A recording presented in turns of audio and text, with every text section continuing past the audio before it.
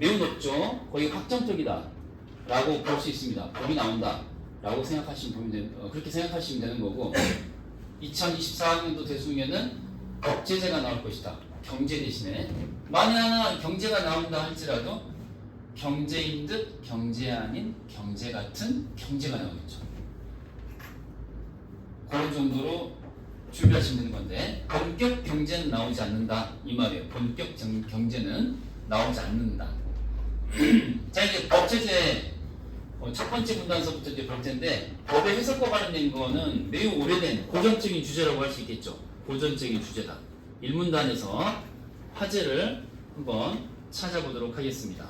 준성님, 화제를 찾아라 라고 한다면 뭐라고 말하겠습니까? 1문단에서 화제 찾으면요, 자, 해석할 때라고 시작했죠. 반드시 엄격히 구속되어야 하는가를 놓고, 자, 오랜 시간 동안 논란이 있어 왔다 이거 아니야. 앞으로 논란에 대해서 얘기할 건데, 그죠? 이 문헌을 엄격히 지켜야 되는 것인가에 관련된 거야. 그래서 법 해석이라고 큰 틀에서 화제 찾으면 되겠네. 법 해석. 이 지문은 법의 해석과 관련된 거다. 근데 부제를 삼아서 얘기한다면은 이제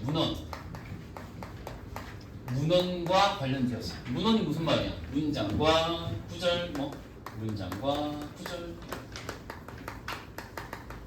문장 속 구절을 문헌이라고 하는 거예요. 문장 속 구절을 문헌이라고 하는 거야.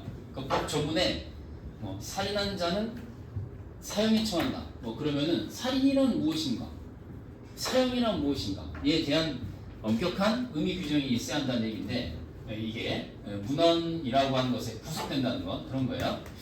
근데 하여튼 이 문헌이라고 하는 것을, 자, 한편에서는 뭐뭐라는 이유로 긍정하지만, 한쪽에서는 긍정하지만 다른 한쪽에서는 뭐라고 그랬어요?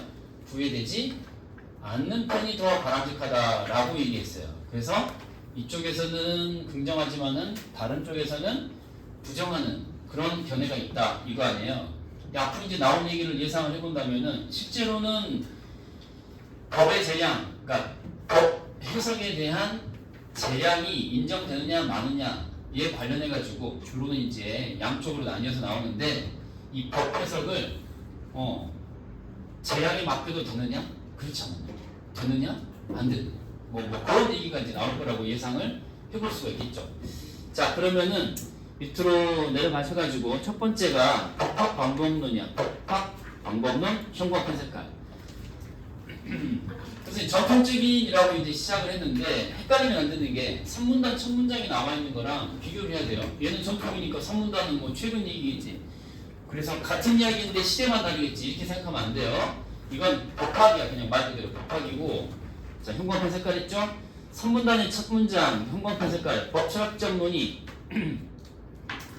자, 형광펜 색깔 종례라고 해가지고 이거 과거 아니에요. 그러니까 종례라는 건 과거는 과거인데 법학하고 다른 거예요. 이건 법철학이에요. 법철학. 알겠죠? 이거 이제 비교성 2번이 되겠죠. 그래서 첫 번째, 자, 화제와 관련해서 비교성 두 가지가 있는데, 첫 번째는 법학 블라블라, 두 번째는 법철학 블라블라. 이게 아직 끝이 아니야. 둘을 짬뽕한 게 이제 세 번째로 나오죠. 둘을 연결한 게 이제 세 번째로 나오죠. 일단 첫 번째 비교성으로 갑니다. 이 문단 가니까 이 문장을 잘 읽어야 돼. 준섭님 읽어보세요. 얘는 뭐뭐 외에, 그랬어요. 뭐뭐라는 해석 외에 끊고, 그 다음에 뭐뭐나 뭐뭐에 관한 해석을, 자, 인정할지 여부와 관련지어서 다루고 있다. 이런 정도로 이제 끊어주시면은, 자, 전체적으로 다루고 있는 대상, 주어가 뭐죠? 법학 방법론이라고 하는 거는 다루고 있다는 거 아니야. 다룬 대상이 두 가지일까요? 세 가지일까요? 한 가지일까요? 두 가지겠죠. 두 가지. 다시 빨간색으로 체크해보면은 이렇게, 이걸 기준으로 앞과 뒤겠죠. 요 표지를 사이에 두고 요 앞에 있는 거랑 요 뒤에 있는 거로 나눠야 되겠죠. 왜? 두 문장 더 읽어보면은 다음 문장에서 뭐라고 그랬어? 다음 문장에서 각각, 이라고 각각, 이들을 각각. 자, 이들에다가 동그라미 해볼까요? 이들을 각각 뭐라고? 이것과 이것이랑 부르며 라고 했잖아. 각각 가리키는 게 뭔지 볼 거야. 준섭님, 법률 내재적 법 형성이라고 하는 거는 자 가리키는 대상이 앞문장에서 뭡니까? 셋 중에 하나겠죠? 둘 중에 하나로 볼 수도 있고 셋 중에 하나로 볼 수도 있고 뭘까요? 항상 앞쪽을 먼저 얘기하겠죠? 내가 표지에다가 동그라미 했잖아. 그 앞을 봐야지. 뭘 가리키는 거야? 내재적인 거. 한계 내에서. 문헌의 한계 내에서 이 말이야. 법률 문헌의 한계 내에서를 가리키는 게 이 내재적인 거죠. 내재적인 거. 그리고 그 뒤에 나와 있는 빨간색 표지 뒤쪽에 있는 두 개를 묶어서 뭐라고 얘기한 거야? 초법률적 법 형성이다라고 얘기한 거야. 초 뭐라고? 초야 초. 그리고 이제 이 표지를 잘 보셔야 돼요. 표지를 잘 보시고 해석을 해야 돼요. 그러니까 법률에 나와 있는 그 문헌의 그 문장 구절의 한계 내에서니까 법률의 내적인 것 안에서 알겠죠? 그래서 이 법학 블라블라에서는 두 가지가 있는 거야. 뭐 하나 그 다음에 둘 뭐하고 뭐라고? 이게 내재적인 거 내, 초법률적인 거 초 이거야. 중심을 잘 잡아야 돼. 해석의 여지를 두고 있는 것, 두어도 되는 걸 찾아야 돼.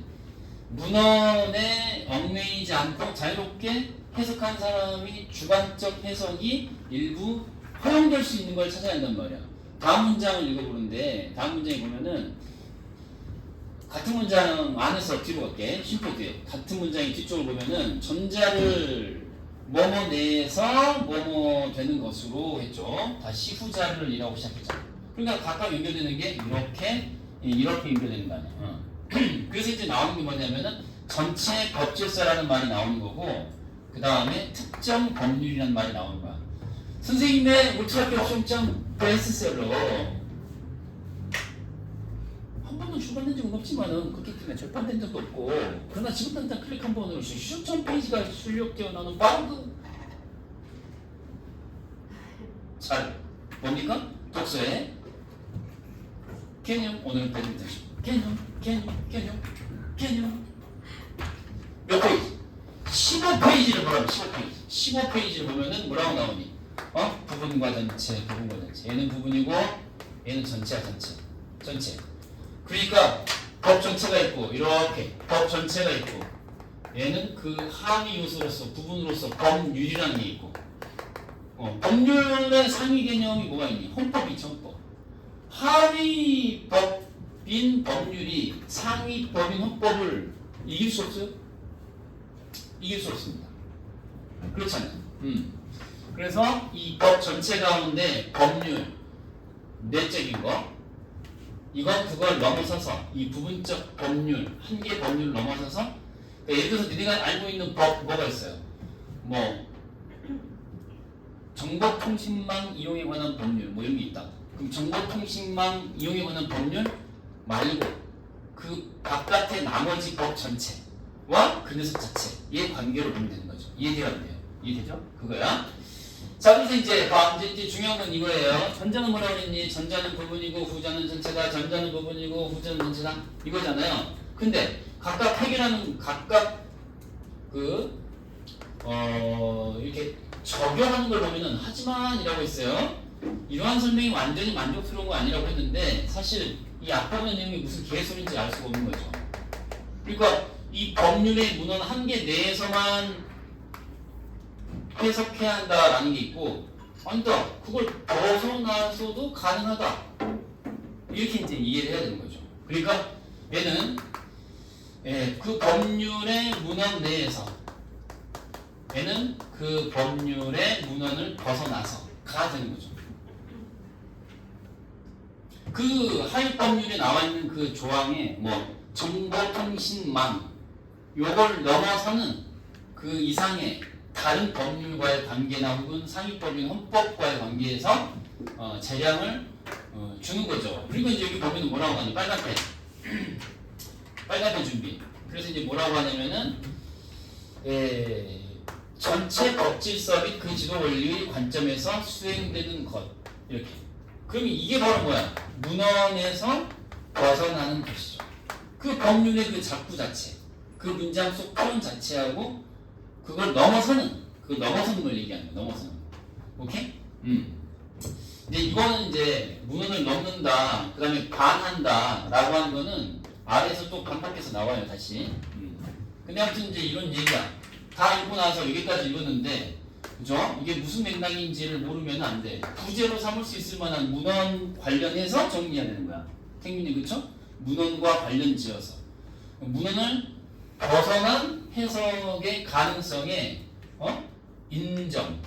그렇게 이제 보셔야 되는 거죠. 그러나 이제 뭐 이런 것도 완전하지 못한 게 있다 라는 거죠. 사문단 가면은 이도 틀리고 저도 틀리고 얘도 한 개, 쟤도 한 개. 그래서 사문단에 연결이라는 제3의 비교사이 나오는데 그게 이제 나오는데 자연스럽게 받아들여질 수 있도록 하지만 이러면서 만족스럽지 않은 것도 있다라고 얘기한 거죠. 사실 그렇지 않아요. 아니 뭐 특정 법률의 범위를 벗어나서 전체적인 관점에서 그 법률을 해석한다는 것 자체가, 그렇죠? 아무리 그 결함이 있는 법률이라 할지라도 그 법률을 부정한 거잖아요, 그렇죠? 전체 법질서 입장에서 뒤집는 거잖아요. 그래요, 안 그래요? 그렇죠? 한 개의 법률을 부정하는 거잖아요. 그러니까 이런 정도의 해석으로는 분명하지 않다, 한계가 있다 이런 얘기하는 거죠. 자. 그 다음에 다음 3문단 갑니다. 종래의 법 철학적 문이라고 했는데, 자, 문헌을 이루고 있는 전부 문헌과 관련된 거잖아. 불확정성에다가 형광펜 색깔, 언어의 불확정성. 우리 문제에도 나오지만은 야생동물이라고 하는 것에서 정확하게 확정적으로 우리가 정의를 내릴 수 있는가? 그렇잖아. 야생동물이 뭐예요? 집에 네가 키우는 양이는 야생동물이 아니야.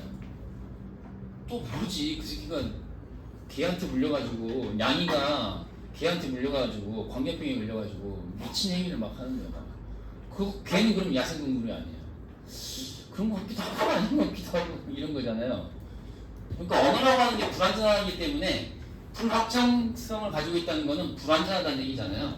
그래서 이 관점에서 보자면은 다시 둘로 나뉘는 거야.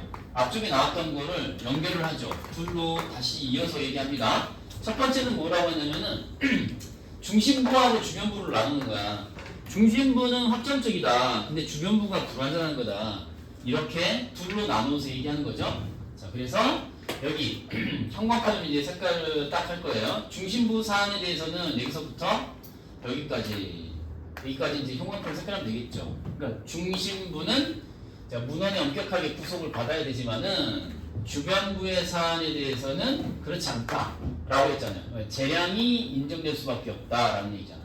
그럼 이제 이걸 또 아까 정리했던 것과 똑같이 머릿속에서 정리를 하셔야 돼. 그래서 이제 법철학적 입장에서는 자, 중심부와 주변부로 나눴을 때 중심부에 대해서는 문헌 동그라미 X야. 문헌 동그라미고 그 다음에 주변부에 대해서는 문헌 X다. 이렇게 나와 있는 대로 정리하시면 되겠어요. 이렇게 나누는 거야. 그래서 이제 예를 들어 놨는데 문제로 나오죠. 주택가에서 야생동물을 길러서는 안 된다는 규칙이 있어요. 규칙. 어떤 규칙? 주택가에서 야생동물을 기르면 안 돼. 예를 들면은 보아구렁이 집에서 기르면 됩니까? 안 됩니까? 안 되죠. 그거 집 밖에 나와버리면 어떻게 돼요? 와, 옆집 변기 속에서 갑자기 출연한다랄지.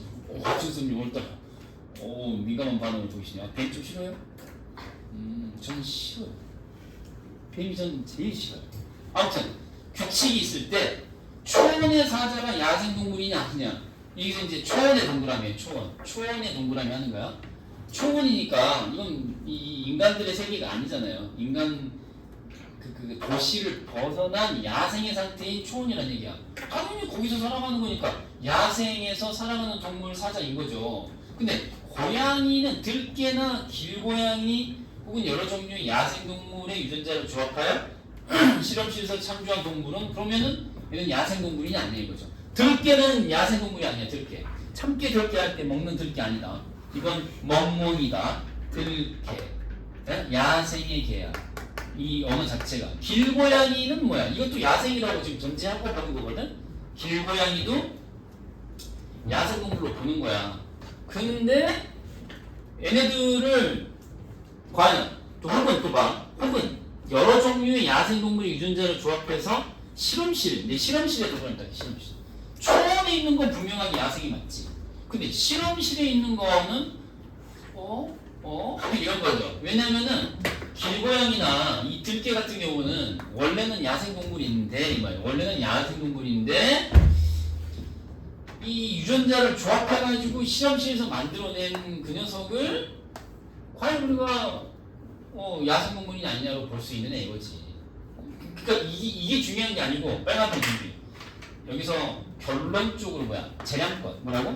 재량껏 결정해야 된다 라는 얘기예요. 재량껏 결정해야 한다 라는 얘기지. 뭘? 중심부, 주변부 얘기할 때 지금 앞부분에서 잘 봐. 뭐라 그랬어?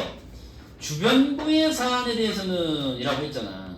이건 엄격하게 지켜야 돼. 중심부가 주변부의 사안에 대해서는 재량이 인정된다 안 된다? 인정된다. 아까 체크했던 거 있지. 그걸 뒷받침하는 사례야 이게.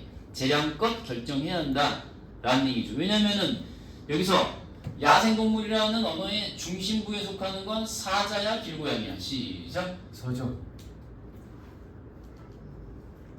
야생동물에는 언어의 주변부에 속하는 녀석은 사자야 길고양이야.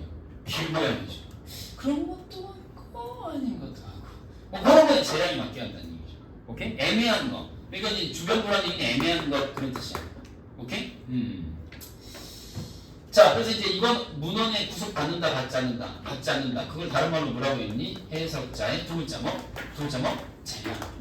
재량에 맡긴다, 재량에 맡긴다, 재량껏 재량에 따라. 이제 이런 거 연결할 수 있겠죠. 다 잘렸네.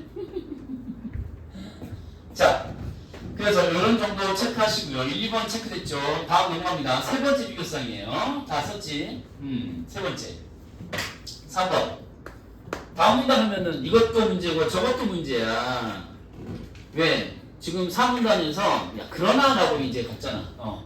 중심부는 분명히 문헌의 구속을 받아야 되는 것이고요. 주변부는 재량이 맡긴다라고 했는데 애매하면 쉽게 말하면 애매하면은 재량이 맡긴다는 건데 그것도 완벽한 건 아니야. 어떤 비판을 받을 수 있느냐 했더니 이 규칙의 목적이라는 게 있습니다. 자, 흉곽편 색깔을 딱 해야겠죠. 세 번째는 이제 규칙의 목적을 강조하는 입장이 되겠어요. 규칙의 목적을 강조하는 입장이다. 그러니까 이걸 토대로 새로운 관점이 나온 건데 규칙의 목적에다가 흉곽편 색깔. 이건 뭐죠? 규칙의 목적이라는 건 뭐야? 해석자의 재량을 인정하는 거야, 부정하는 거야. 시작. 부정. 해석자의 재량이 들어가면 안 된다는 얘기예요. 재량 대신에 규칙의 목적이 중요하다는 얘기고요. 그 다음에 또 봐. 심지어는 또 이 규칙의 목적이 중요한데 심지어는 중심부의 사안수자, 자, 문헌이 해석자를 온전히 구속해야 되는 건데 이게 안 되면 이것도 안 된다 이거거든요. 화살표를 이렇게 만들어 놓는 거야. 규칙의 목적을 지켜야만 문헌의 해석자를 구속할 수 있는 것도 가능해진다 이거. 누가 이런 얘기를 했는데 중심부 사안에 대해서는 문헌의 구속을 받는다 안 받는다? 받는다 했잖아. 그치? 그쵸? 근데 문헌의 구속을 받는다는 것도 전제이긴 한데 소전제야. 대전제가 바로 규칙의 목적이라는 대전제야. 규칙의 목적이라는 게. 규칙의 목적을 지켜야만 그 문헌의 해석에 구속 당하는 것도 가능해진다. 이런 얘기거든요. 이거. 그래서 얘를 지금 강조하고 있는 거죠. 그러나 이것보다 더 중요한 거. 형광판 준비. 그러면은 A로 묶여있는 부분의 결론이 뭐냐? 이거죠. 이겁니다. 이거. 개구리. 구리구리, 개구리. 자, 의미에다가 형광펜 색깔. 지금 의미라고 하는 게 애매한 거야, 분명한 거야. 인정해야 되는 건 애매한 의미야, 불분명한 거야, 분명한 거야. 인정해야 되는 건. 부인할 수는 없을 것이다라고 했잖아. 의미상 부인할 수 없는 그것. 이걸 중시하고 있는 거거든. 일단 문제 풀면서 다시 올 거야. 예? 그러니까 규칙의 목적이 중요한데 그건 대전제고 규칙의 목적을 그죠? 적용하는 데 있어서 문헌의 구속을 확실하게 발휘를 하려면은 의미상 확정적인 것이어야 된다. 확정적인 의미가 나온 것이어야 한다. 이런 얘기거든요. 일단 요걸 발견하는 게 중요해. 이따 문제 풀면서 다시 돌아올 거야. 다음 문단에 이제 연결에다가 색깔. 연결. 앞에 두 개 비교상 연결한 게 세 번째야. 연결한 거야. 그러니까 연결인데 법철학하고 법학하고 법철학. 학철이라고 쓸게 학철.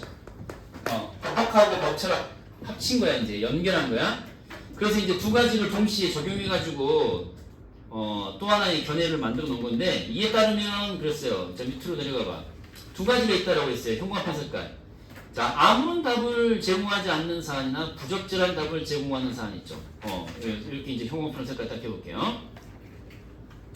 이 두 가지 형광펜 색깔 해볼게. 이 관점에서 두 가지를 얘기하고 있는 건데 하나와 나머지 하나 각각 명칭을 볼 거예요. 봤더니 답을 제공하지 못하는 거, 답을 제공하지 못하는 거, 답이 없는 거죠. 이건 노답인 거고 얘는 부적절한 답, 적절하지 못한다. 이건 답 자체가 없는 거고 이건 답이 있긴 있는데 적절하지 못한다. 부적절한 답. 답이 있긴 있는데 그게 부적절한 거고 얘는 답 자체가 없는 거. 이렇게. 이들이 바로 각각 문헌을 넣은 해석과 문헌에 관한 해석이 시도된 경우다 이거야. 니네 법조문 지금 당장 아무거나 법정 갖고 와가지고 읽으라고 하면은 아무 페이지나 폈어. 그럼 다 이해되겠니? 이해 안 되지. 이해 안 되잖아. 분명히 나와 관련된 법 조항인데 이걸 어이구야. 예를 들어서 수업 전에 아이들을 위해서 프린트를 졸라 지금 복사를 해야 할 상황인데 갑자기 와가지고 질문을 떡하니 수업 직전에 3분 전에 와가지고 이건 위법한 거냐 아닌 거냐를 법에다가 물어보면 답이 나오겠냐 안 나오겠냐 안 나오지 안 나오잖아요. 그쵸? 그래서 예를 들어서 선생의 개인사업자인 선생의 수업을 업무로서 방해를 했느냐 하지 않느냐 업무 방해죄의 성립 여부를 따져본다고 생각해봐. 그러면은 수업 직전에 와서 질문하는 이런 무례한 상황 자체가 도덕적으로 질타를 받을 수 있는 걸 넘어서서 법적 책임을 물을 수 있는 업무 방해죄에 해당하느냐를 법을 보면 해결해 주겠니? 해결해 주지 못하겠니? 해결해 주지 못하지. 민원금을 처벌할 거냐 말 거냐? 민원금을 처벌할 거냐 말 거냐? 답을 제공하지 못하는 거죠. 이때 하는 게 뭐야? 찾아요. 뭐가 필요해? 넘은 해석. 그 문헌을 넘어선 해석을 해야 되는 거야. 그러니까 업무라고 하는 거를 어떻게 정의를 내리냐에 따라 달라지는 거죠. 업무라고 하는 것은. 그쵸?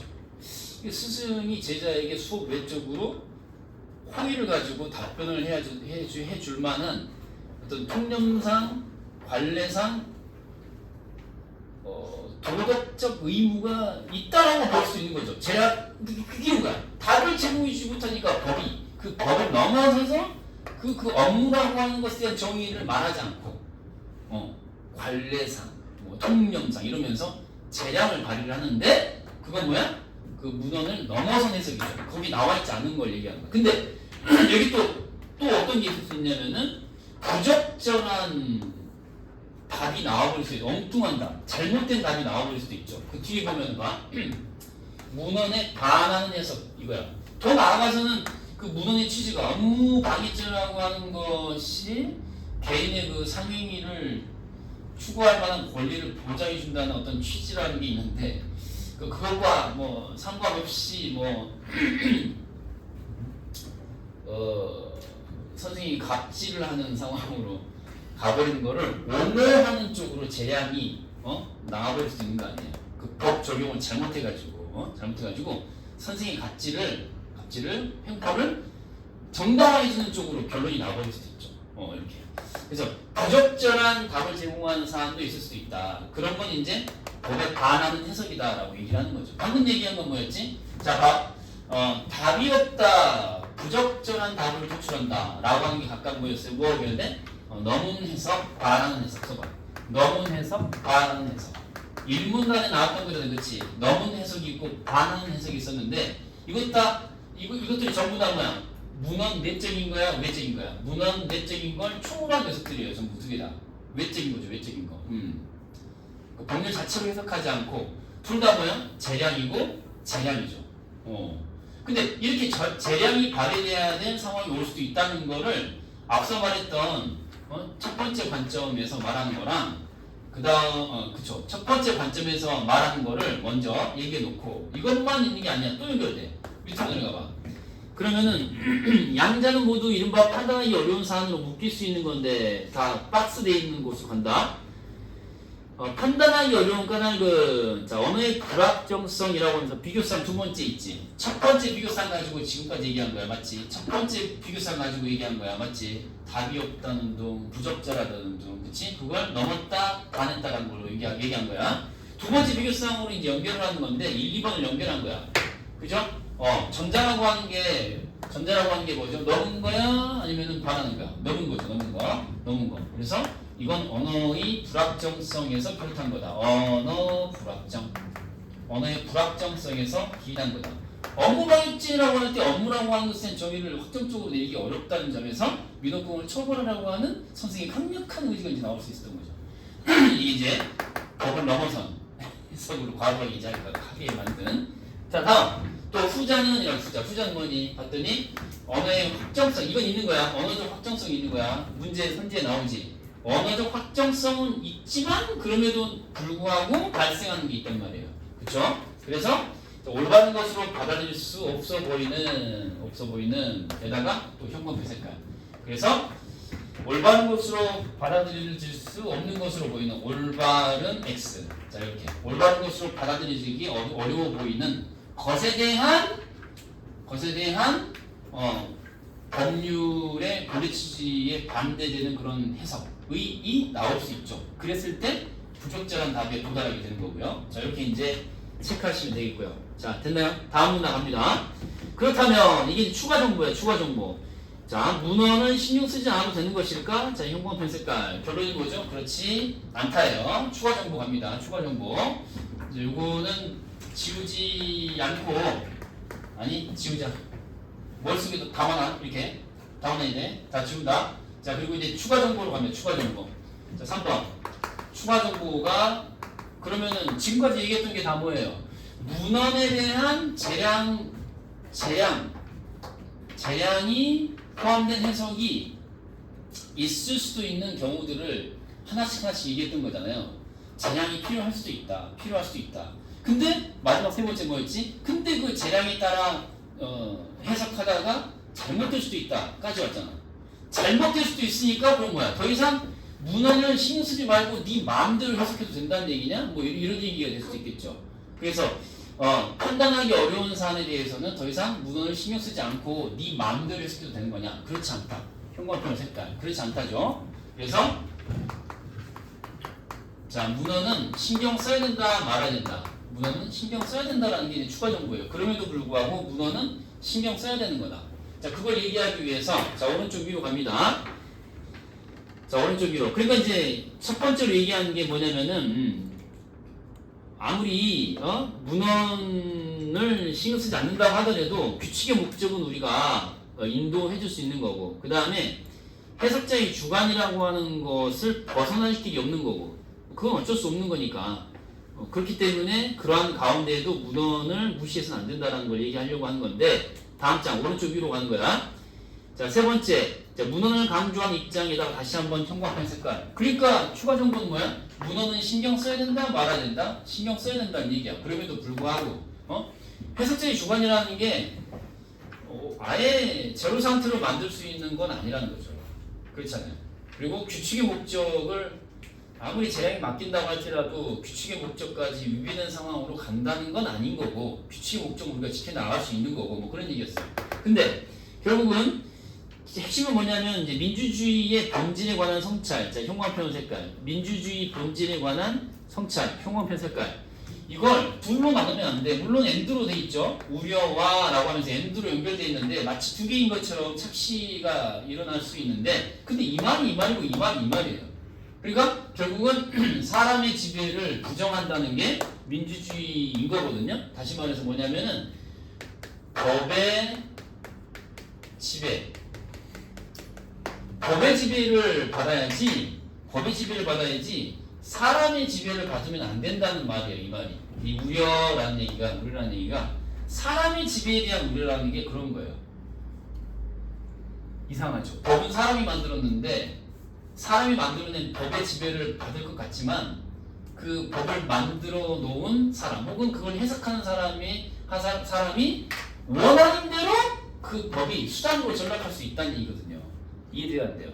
그러니까 법을 지 마음대로 지배의 도구로 활용해 볼 수 있는 거죠. 사람의 지배가 좋은 거야? 법의 지배가 좋은 거야? 법의 지배가 좋은 거죠. 법의 지배가. 사람이 지배해버리면은 법은 통구가 돼버려요. 지금 이게 무슨 말이냐면은 사람이 있고 법이 있잖아요. 그죠? 이 관계가 돼버리면 사람의 의도에 따라서 법이 집행돼버리는 결과가 나오는 거죠. 어? 근데 본래는 어떻게 해야 돼? 이미 만들어진 법에 의해서 모든 사람들이 수평적인 관계 안에 놓이게 만드는 게 이제 중요한 거죠. 수평적 관계에 놓이는 게 중요한 거야. 왼쪽이 좋은 거야? 오른쪽이 좋은 거야? 왼쪽이 좋은 상황이고 왼쪽이 오른쪽이 안 좋은 상황이에요. 이게 뭔 말인지 이해돼요? 안 돼요? 이해돼요? 요즘에 일어나는 많은 일들이 내가 어떤 주장을 말하는 게 아니라 각자가 다 그렇게 얘기해요. 지가 옳다 다 그러잖아요. 그쵸? 근데 법이 지배하는 게 제일 좋죠. 사람이 지배해버리면 안 되는 거야. 근데 그게 갑자기 민주주의가 나오니까 웬 개소리냐라고 말할 수 있잖아. 이게 바로 민주주의지. 이게 바로 민주주의. 법에 의한 지배가 민주주의거든요. 지금 한국 사회는 민주주의냐? 말하고 싶지 않습니다. 왜 제가 그걸 말해야 합니까? 강요하지 마세요. 자, 다음 밑으로 내려가. 그래서 이런 입장에서 보자면은 자, 형광펜을 색깔 택해. 그러니까 이제 민주주의가 왜 나왔냐? 시민들의 힘에 의해서 결정된 것이 법이다라는 인식이 바탕에 깔려 있는 거야. 민주주의가 뭐니까 민주 뭐야? 시민이, 백성이 주인이다. 알겠어요? 특정한 사람이 주인이 아니라 민중이 주인이죠. 그래서 모든 사람들은 평등해야 돼. 지금 이걸 무슨 개소리도 못 알아먹겠으면은 이 수평적인 관계라는 거를 이해를 해야 돼. 수평적인 관계를 얘기해요. 수평적인 사람들 사이는 수평적인 관계가 성립이 되는 거죠. 이런 겁니다. 이런 거. 대단하죠. 자, 그리고 이제 밑으로 내려와서 그렇기 때문에 밑으로 내려오시면은 이제 입법 의도나 법률의 목적이라 할지라도 그죠? 동등한 권위를 인정할 수 없다가 되는 거예요. 그래서 이게 뭐냐면 이 법이라고 하는 것 자체가 민중들의 투쟁에 의해서 성취된 어떤 것이기 때문에 그죠? 그 법 자체에 나와 있는 것 이외에 대해서는 짓거리지 마라 이거거든요. 그게 유일한 성과고 유일한 기준이고 판단 기준이 된다 이런 뜻이거든요. 그래서 진짜 중요한 건 뭐라고 그랬어요? 형광펜 색깔. 권한을 부적절하다, 적절하다, 부적절하다라는 걸 결정할 수 있는 권한을 특정인에게 부여할 것인지 여부가 진짜 중요한 거죠. 걔가 그럴 자격이 있는지를 항상 따져봐야 되는 거야. 걔가 그럴 자격이 있는지 없는지. 걔가 독재자일 수도 있고, 걔가 사기꾼일 수도 있고. 그러니까 사기꾼이 검사일 수도 있는 거거든요. 사기꾼이 판사일 수도 있어요. 그러니까 자격 여부를 부여할 것인지 말 것인지 우선이야. 그게 민주주의죠. 그게 민주주의 중심으로 지금 쭉 정리를 하는 거예요. 민주주의 중심으로. 무슨 말인지 알겠죠? 그래서 여기다 써볼게요. 마지막 추가 정보상에서 문헌은 신경 써야 한다. 왜? 민주주의적 관점에서 그렇다는 거예요. 민주주의. 이걸 다른 말로 하면 뭐였죠? 법의 지배와 사람의 지배야.